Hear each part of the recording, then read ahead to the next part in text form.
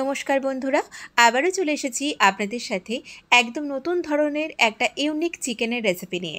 অনেক সময় হয় আমাদের কিন্তু চিকেন খেতে একদম ভালো লাগে না, তবে আমার আজকের এই রেসিপিটা কিন্তু খেতে দুর্দান্ত। তো এখানে আমি নিয়ে নিয়েছি প্রায় 700 গ্রাম মতো চিকেন উইথ বোন। চিকেনের মধ্যে প্রথমেই আমি একটু গোলমরিচ গুঁড়ো আর লবণ ভালো করে মাখিয়ে নিচ্ছি। এই দুটি উপকরণ দিয়ে চিকেনটাকে ভালো করে ম্যারিনেট করে নেওয়ার পরে এখন গ্যাসে একটা কড়াই বসিয়ে দিয়েছি। দিয়ে দিলাম এর মধ্যে বেশ কিছুটা ঘি। প্রথমেই আমি এই চিকেনগুলোকে ভালো করে একটু ফ্রাই করে নেব। তো দেখুন ঘিটা আমাদের বেশ ভালো গলে গেছে। এবারে এর মধ্যে চিকেনের পিসগুলোকে দিয়ে দিচ্ছি। এই চিকেনের রেসিপিটা কিন্তু বানানো ভীষণই সহজ, আর আমাদের ঘরে সবসময় থাকে এমন কিছু উপকরণ দিয়েই এটা কিন্তু খুব চটজলদি তৈরি হয়ে যায়। আর এটা আপনারা রুটি, পরোটা, ভাত বা ফ্রাইড রাইস, পোলাও এগুলো সব কিছুর সাথেই কিন্তু পরিবেশন করতে পারবেন। তো চিকেনগুলোর এক সাইড ফ্রাই হয়ে যাওয়ার পরে এগুলোকে উল্টিয়ে দিলাম। আর আমি কিন্তু চিকেনগুলো একবারে সবটা ভাজতে পারিনি, এই একই রকমভাবে বাদবাকি চিকেনগুলোকেও আমি ভেজে তুলে নেব। তো এখন আমি এই কড়াইতে দিয়ে দিলাম কিছুটা রিফাইন তেল।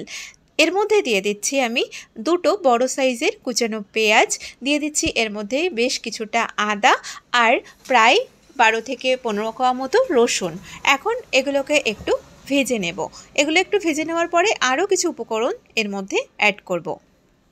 তো এই পেঁয়াজটা আমাদের কিছুটা ভাজা হয়ে যাবার পরে এর মধ্যে আমি দিয়ে দিচ্ছি, এখানে রয়েছে গোটা জিরে, গোটা ধনে, শুকনো লঙ্কা, রয়েছে কাজু বাদাম, গোটা গরম মশলা, আর রয়েছে কিছুটা সাদা তিল। সাদা তিলের পরিবর্তে আপনারা কিন্তু এর মধ্যে চার মগজও ব্যবহার করতে পারেন, তাতেও কিন্তু টেস্টটা ভীষণই ভালো আসে।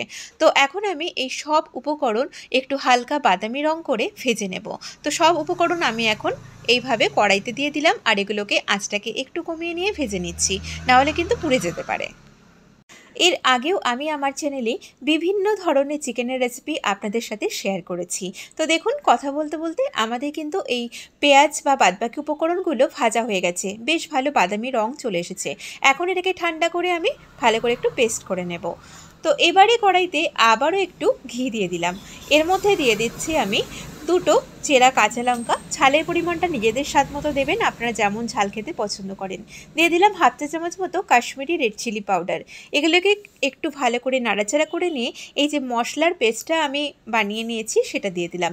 আর মিক্সির জারটাকে ধুয়ে সামান্য পরিমাণে একটু জল দিতে হবে। এই রেসিপিটাতে কিন্তু খুব বেশি জলের প্রয়োজন হয় না, আর এটা কিন্তু একটু ঘন গ্রেভি হয়। এটা ঘন গ্রেভি খেতে বেশ ভালো লাগে। তো এখন আমি মশলাটাকে ভালো করে কষিয়ে নেব। তার আগে দিয়ে দিলাম এর মধ্যে স্বাদ মতো লবণ, আর দিয়ে দিচ্ছি কয়েকটা দানা কিন্তু একটু চিনি। এখন এই মশলাটাকে একটু সময় নিয়ে ভালো করে কষিয়ে নিচ্ছি। আপনি যদি আমার চ্যানেলে নতুন হয়ে থাকেন তাহলে অবশ্যই নিত্য নতুন রেসিপি পাওয়ার জন্য আমার চ্যানেলটিকে সাবস্ক্রাইব করে দেবেন। তো এই মশলাটা অনেকটাই কষানো হয়ে গেছে, দিয়ে দিলাম এর মধ্যে প্রায় 1.5 থেকে 2 টেবিল চামচ মতো টক দই। এখন এটাকে আবারও ভালো করে একটু মিক্সড করে নিচ্ছি। তো এখন কিন্তু মশলাটা আমাদের বেশ অনেকটাই ভালোভাবে কষানো হয়ে গেছে। দিয়ে দিলাম এর মধ্যে ভেজে রাখা মাংসগুলো। চিকেনের টুকরোগুলোকে এখন ভালো করে মশলার সাথে মিক্সড করে নিয়ে এটাকে কিন্তু বেশ কিছুক্ষণ ঢেকে রান্না করতে হবে, না হলে চিকেনটা ভালোভাবে সিদ্ধ হবে না।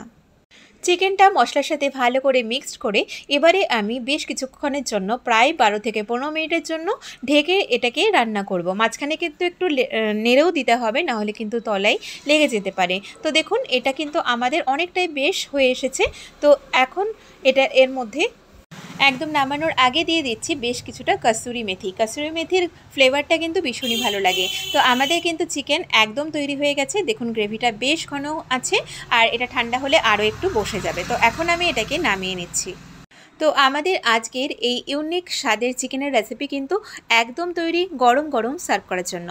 আমার আজকের এই রেসিপিটা ভালো লাগলে অবশ্যই ভিডিওটাতে লাইক করবেন, শেয়ার করবেন, আর আমাকে কমেন্ট করে জানাবেন ভিডিওটা আপনাদের কেমন লেগেছে।